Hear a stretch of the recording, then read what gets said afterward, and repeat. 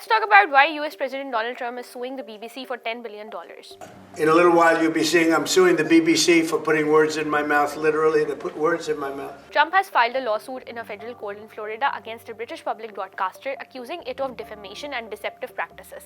The lawsuit centers on a BBC Panorama documentary that aired last year, which featured an edited version of Trump's speech to supporters on January 6, 2021, just before the storming of the US Capitol. Trump claims the BBC deliberately edited his words to make it appear that he directly incited violence. They actually put terrible words in my mouth having to do with January 6th that I didn't say. But what exactly is Trump accusing the BBC of doing? Well, according to the lawsuit, the BBC spliced together two separate parts of Trump's January 6th speech and presented them as they were said back to back. One clip shows Trump telling supporters they would walk down to the Capitol. Another clip includes his line, "Fight like hell."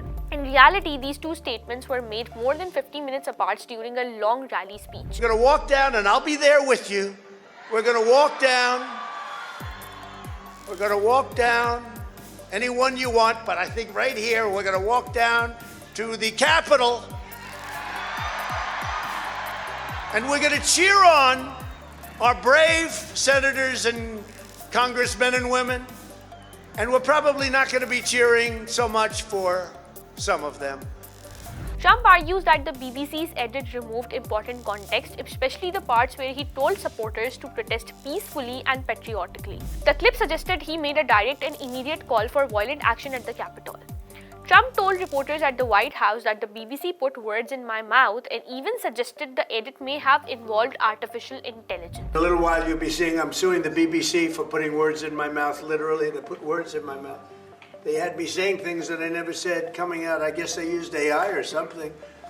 So we'll be bringing that lawsuit. He called it fake news and said the documentary caused serious damage to his reputation and finances. In a little while, you'll be seeing I'm suing the BBC for putting words in my mouth, literally. They put words in my mouth. They had me saying things that I never said coming out. I guess they used AI or something. So we'll be bringing that lawsuit. A lot of people are asking, when are you bringing that lawsuit? Even the media can't believe that one. They actually put terrible words in my mouth having to do with January 6th that I didn't say. And the beautiful words that I said, right? The beautiful words, talking about patriotism and all of the good things that I said, they didn't say that, but they put terrible words. They actually have me speaking with words that I never said, and they got caught. Because I believe somebody at BBC said, this is so bad, it has to be reported. That's called fake news. Now let's see what the BBC has said about this. The BBC has already admitted that the edit was a mistake. The apologizing is for the way the team edited President Trump's speech to his supporters on January the 6th.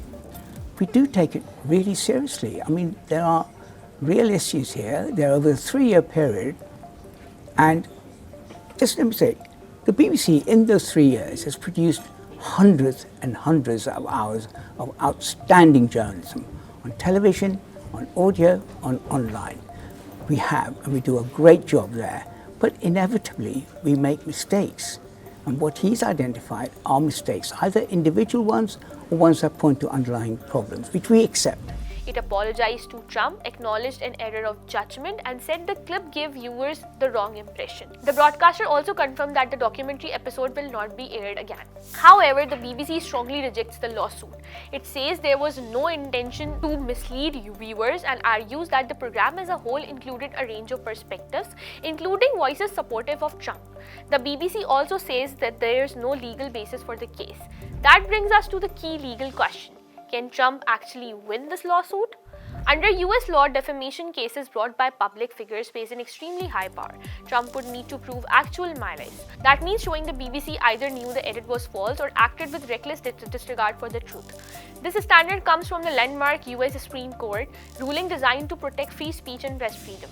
Legal experts say this will be very difficult for Trump to prove, especially because the BBC apologized and described the edit was an error rather than a deliberate act. The BBC may also argue that Trump's reputation was not damaged at all, pointing out that he won the 2024 presidential election after the documentary was aired. Trump's legal team is also pursuing a second claim under Florida's Deceptive and Unfair Trade Practices Act. This is a consumer protection law, and the strategy appears to frame the documentary as a misleading product distributed to viewers, possibly through streaming platforms or VPN access in the US. There's also the question of jurisdiction. The BBC is based in the UK, and the Panorama program was produced and broadcasted there. The BBC could argue that the US courts do not have the authority over its editorial decisions, especially since the program was not officially broadcast on American television. Trump team says Florida is the right venue because the content was accessible in the US and because Trump himself resides there. Whether that argument holds up will be a major early test in the court.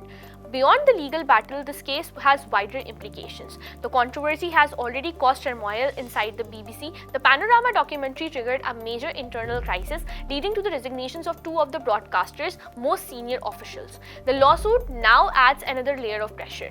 Trump, meanwhile, has been aggressively suing media organizations since his return to the office.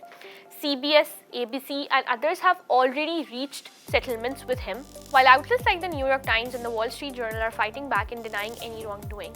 For now, the lawsuit is in its early stages. A dismissal is possible, a settlement is possible, a massive $10 billion payout, however, is widely seen as highly unlikely. What is clear is that this case sits at the intersection of media accountability, political power, and free speech, and its outcome could shape how global news organizations cover American politics in the future. For more such explainers, subscribe to DawnNews English.